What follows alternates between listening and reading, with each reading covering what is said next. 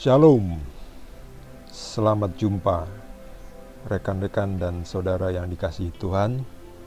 Kita kembali baca dari 2 Korintus bab 8 dengan judul perikop Pelayanan Kasih.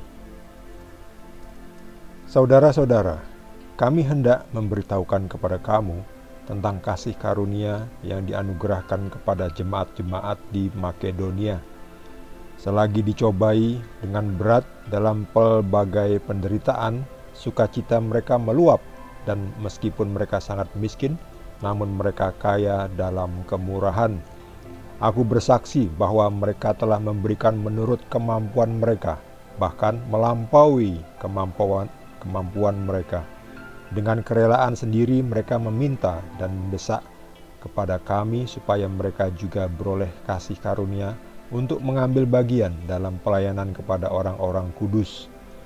Mereka memberikan lebih banyak daripada yang kami harapkan. Mereka memberikan diri mereka pertama-tama kepada Allah, kemudian oleh karena kehendak Allah juga kepada kami. Sebab itu kami mendesak kepada Titus supaya ia mengunjungi kamu dan menyelesaikan pelayanan kasih itu sebagaimana ia telah memulainya.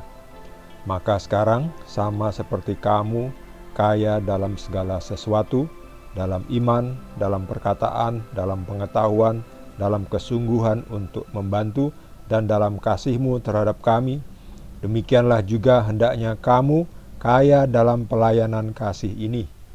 Aku mengatakan hal itu bukan sebagai perintah, melainkan dengan menunjukkan usaha orang-orang lain untuk membantu. Aku mau menguji keikhlasan kasih kamu. Karena kamu telah mengenal kasih karunia Tuhan kita Yesus Kristus, bahwa Ia yang oleh karena kamu menjadi miskin, sekalipun Ia kaya, supaya kamu menjadi kaya oleh karena kemiskinannya. Inilah pendapatku tentang hal itu, yang mungkin berfaedah bagimu. Memang sudah sejak tahun yang lalu, kamu mulai melaksanakannya dan mengambil keputusan untuk menyelesaikannya juga. Maka sekarang selesaikan jugalah pelaksanaannya itu. Hendaklah pelaksanaannya sepadan dengan kerelaanmu, dan lakukanlah itu dengan apa yang ada padamu.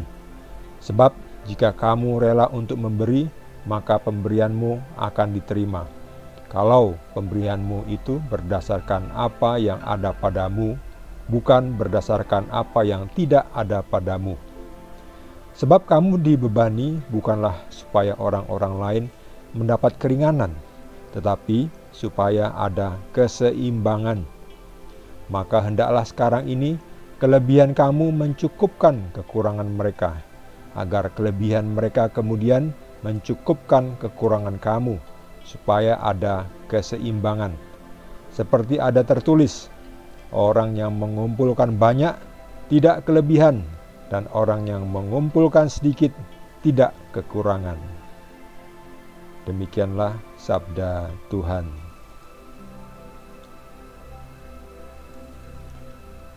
Dalam perikop ini, Paulus mau memberitakan tentang pelayanannya, di mana dalam pelayanannya Paulus ini yang bekerja sama dengan Titus di tempat yang bernama Makedonia. Di mana Makedonia? Ini peta dari daerah Laut Tengah. Di sini Yerusalem, Israel. Di sini sekarang wilayah Turki. Di sini wilayah Yunani.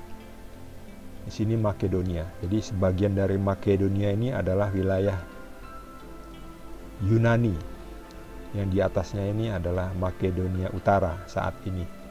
Di sini Bulgaria, di atas ini Bulgaria.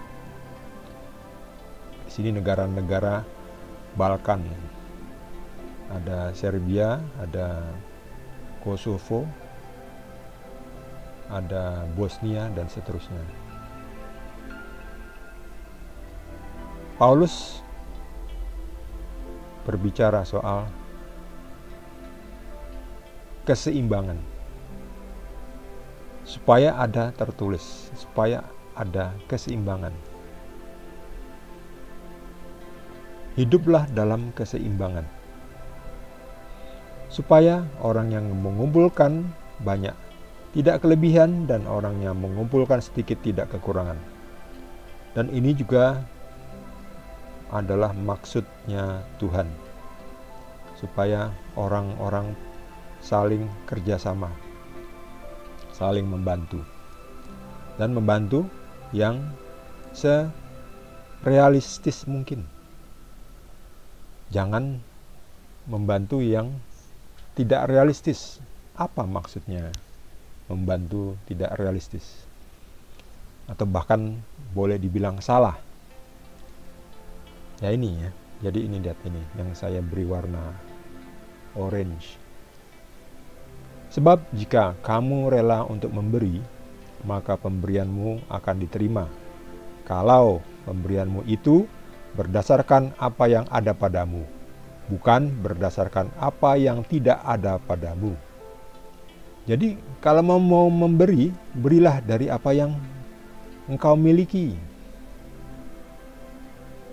Ini artinya bisa dikembangkan ya. Jadi kalau tidak memiliki, lalu jangan mengada-ada. Bahkan ada direwangi ngutang. Itu kan sering di kehidupan kita ini kan ada istilah menyumbang. Ada hajatan ini lalu menyumbang, menyumbang sana. Lalu ada hajatan mantenan, kawinan, atau sunatan, atau apapun lah. Ya, ada hajatan ya, kebudayaan. Lalu ada kebiasaan atau kebudayaan menyumbang, memberi sumbangan. Itu kan sangat membebani ya kalau kita nggak punya uang. Orang lain pada nyumbang, kok kamu tidak menyumbang? Wah, lalu kita gelisah. Padahal kita memang nggak punya uang. Nah, kalau nggak punya uang, kita diharapkan untuk realistis. Ya sudah, tidak menyumbang. Artinya tidak menyumbang uang karena kita tidak punya uang. Tapi kita punya tenaga. Mungkin kita bisa, ya kita punya banyak waktu. Kita bisa datang untuk bantu menata-nata kursi, mencuci piring, atau membantu memasak. Karena saya nggak punya uang, ya saya membantu dengan tenaga saya, dengan keahlian saya, dengan waktu saya. Saya punya waktu, jadi saya gunakan waktu saya untuk membantu, menyumbang dengan waktu saya, tenaga saya, keahlian saya. Jadi tidak harus dengan uang. Jadi ya harus realistis. Sebab kalau nanti Anda direwangi atau dipaksakan untuk bisa menyumbang, lah itu uangnya siapa? Anda nanti harus minjam dari orang lain. Padahal Anda nggak punya penghasilan, tapi Anda minjam. Lah bagaimana mengembalikan? Yang namanya hutang itu harus dikembalikan. Kalau nggak, itu akan menjadi masalah. Jadi kalau tidak bisa mengembalikan, jangan ngutang. Kalau nggak bisa membayar hutang, jangan ngutang, jangan minjam. Sekarang ini kan banyak sekali pinjaman online. Begitu gampangnya minjam duitnya. Itu menjadi batu sandungan bagi mereka yang tidak tahan mengutang. Melihat uang gampang didapat, lalu dianggap rezeki. Padahal itu bukan rezeki. Minjam itu adalah utang, itu adalah beban. Utang itu adalah beban. Sebab hutang itu harus dikembalikan. Nggak boleh dikemplang. Anda berdosa, bersalah kalau mengemplang pinjaman.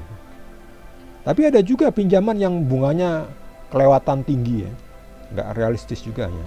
Itu adalah jerat dari setan. Ya. Anda akan terjerat ya, bahaya itu. Anda terperosok dalam masalah. Itulah. Jadi satu sisi yang minjam uang tidak tahu diri juga, nggak punya penghasilan kok ngutang. Yang meminjamkan juga nggak tahu diri ya, mencekek leher, mencekek nafas orang ya, dengan bunga yang terlalu tinggi. Wah itu udah, Anda hati-hati ya. Jadi itu, hiduplah dalam keseimbangan. Jadi jangan sampai orang harus direwangi ngutang untuk suatu kebiasaan, suatu budaya menyumbang.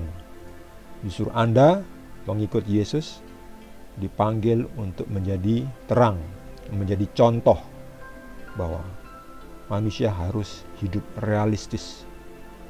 Jangan mengada-adakan yang tidak ada.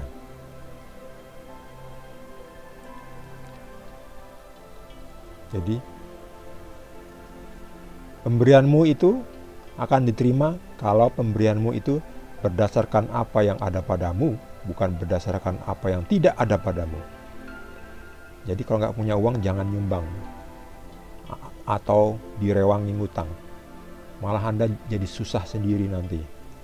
Jadi kalau nggak punya uang tidak usah nyumbang. Nyumbang yang lain, yang bukan uang. Nyumbang tenaga. Agar kelebihan kamu mencukupkan kekurangan mereka, dan kelebihan mereka mencukupkan kekurangan kamu, supaya ada keseimbangan. Betul itu. Jadi dalam suatu peristiwa perayaan, hajatan, yang punya uang ngasih uang, supaya yang tidak punya uang bisa ikut datang dan membantu dengan tenaga. Keseimbangan. Jadi yang mengumpulkan banyak, yang punya banyak uang, tidak kelebihan. Dan orang yang mengumpulkan sedikit, bahkan sangat sedikit, tidak kekurangan. Nah itulah keseimbangan, supaya ada keseimbangan. Dan ini dikehendaki oleh Tuhan, supaya ada keseimbangan. Saling, kuncinya adalah saling.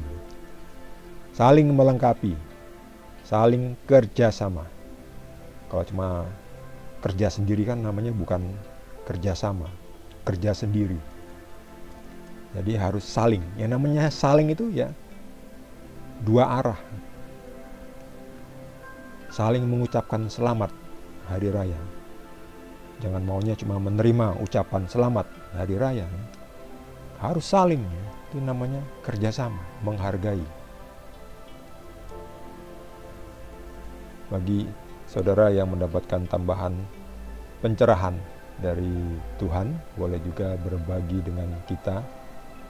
Yang belum subscribe, jangan lupa di subscribe dan juga di like. Kita akan lanjutkan dengan perikop berikutnya, masih dari kitab Korintus, 2 Korintus. Terima kasih. Tuhan Yesus berkati kita semua.